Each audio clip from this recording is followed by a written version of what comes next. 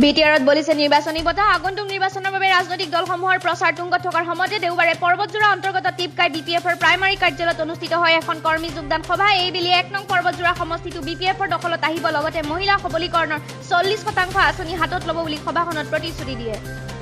দৰং জিলাৰ দৰগাঁও থানা অন্তৰ্গত ভাৰতীয় মৰাপাট নিগম পৰিসীমিত বেছিমাৰী ডিপিচিত সংঘটিত হ'ল এক লুণ্ঠন কাৰ্য বেছিমাৰী ডিপিচিৰ এজন কৰ্মচাৰীয়ে 6 কুইণ্টল মৰাপাট বীজ অবৈধভাৱে বিক্ৰীৰ অপচেষ্টা কৰে জুৰিয়াৰ ঢিংগাঁৱত সংঘটিত হয় এক ভূমিকেন্দ্ৰিক সংঘাত দুটা ফৈদৰ মাজত হোৱা এই সংঘাতত 4জনকৈ লোক গুৰুতৰভাৱে আহত হয় আহতসকলক নগাঁও অসামৰিক চিকিৎসালয়ত ভৰ্তি কৰোৱা হয় উল্লেখনীয় যে দুই পক্ষৰ এজাহাৰৰ ভিত্তিত ঘটনাস্থলীত আৰক্ষী উপস্থিত হৈ তদন্ত আৰম্ভ কৰে কামপুৰ ঐতিহ্যপূৰ্ণ ঘিলানি মটক গাঁও অন্তৰ্গত গড়পাৰা নামঘৰত দেওবাৰৰ পৰা 3 দিনীয়া বিশেষ কাৰ্যসূচীৰে মায়ামৰা সমাজৰ ভক্তসকলৰ শৰণ কাৰ্য মাংগলিক ধৰ্মীয় ৰীতি নীতিৰে আৰম্ভ হৈছে